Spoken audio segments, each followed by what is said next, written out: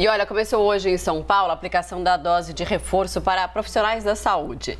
Na capital, as doses serão aplicadas primeiro para quem trabalha na linha de frente de combate à pandemia, segundo a Secretaria Municipal de Saúde. Vamos conversar agora ao vivo com o Júlio Croda, pesquisador da Fiocruz.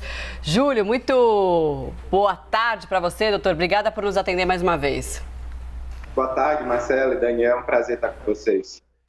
Prazer é nosso. Qual que é a importância dessa dose de reforço para a gente voltar às atividades normais, às atividades com aglomerações, como, por exemplo, o Réveillon, também o Carnaval, que são eventos muito importantes que as pessoas estão, claro, na expectativa para saber se vão conseguir participar ou não?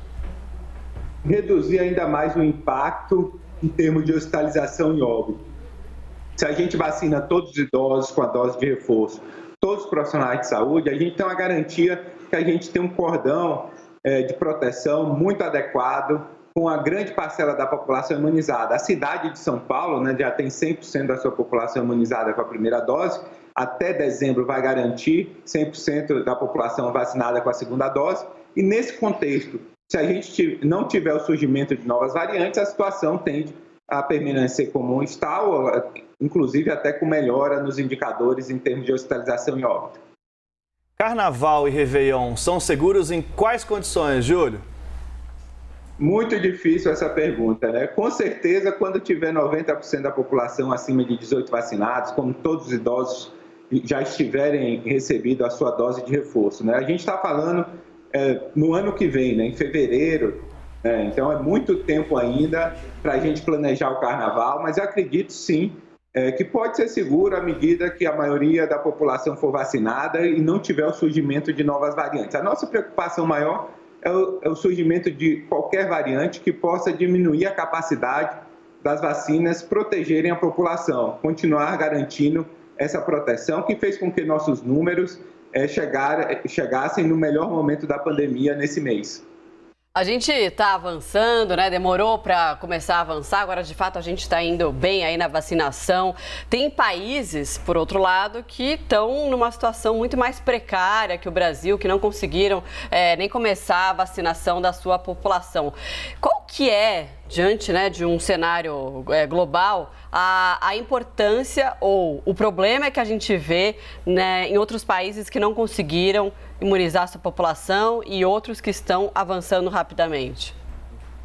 Basicamente são duas situações, né? Os países pobres da África e do Sudeste Asiático não têm acesso à vacina e alguns países da América Latina também não têm acesso, né? América Central, nossos vizinhos, Paraguai, tem só 25% da população imunizada. Então, uma questão é acesso, a gente tem que sim garantir acesso a todas as nações, garantir que toda a população mundial seja vacinada. E o segundo ponto é esse sentimento anti-vacina que existe principalmente nos Estados Unidos. Os Estados Unidos têm vacina sobrando e não consegue imunizar toda a sua população. O Brasil superou os Estados Unidos em termos de cobertura de primeira dose, justamente por conta disso. A aceitação das vacinas no Brasil é extremamente elevada. E com o passaporte de vacina, muito provavelmente, isso vai aumentar ainda mais. Então, cidade do Rio de Janeiro, por exemplo, né, que a gente está vendo as imagens agora do Carnaval, já tem 98% da sua população com a primeira dose. Se estipular o passaporte de vacina para poder participar do Carnaval, isso garante que essas pessoas vão estar protegidas no momento da participação ali, no momento de eventual aglomeração, e vai estar protegida para hospitalização e óbito. Então, a gente sim pode planejar e pode sonhar o retorno das atividades, desde que nós atingimos essa excelente cobertura vacinal, que a gente está perto disso acontecer. Se as projeções se confirmarem, o Brasil vai ter uma excelente cobertura de esquema vacinal completo. Júlia, a gente está falando dessa dose de reforço também agora para os profissionais de saúde a partir de hoje em São Paulo e deve ser aplicada a vacina da Pfizer, principalmente aqueles profissionais que tomaram a Coronavac. Qual a eficácia dessa intercambiabilidade? A gente tem visto também a questão da AstraZeneca com a Pfizer. Fala um pouquinho para a gente agora da Coronavac com a Pfizer para os profissionais de saúde.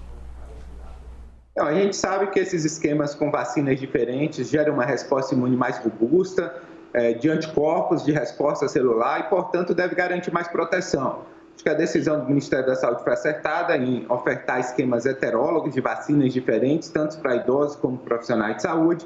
E esse início da vacinação nesses profissionais de saúde vai garantir que, eventualmente, se a gente tiver qualquer aumento de casos, essas pessoas estarão protegidas, poderão permanecer nas suas atividades, atendendo os pacientes com Covid. Então, o Brasil está se caminhando para um cenário muito melhor para esse final de ano, e se tudo permanecer assim, a gente vai poder sim, eventualmente, estar com os nossos familiares no Natal e no Réveillon.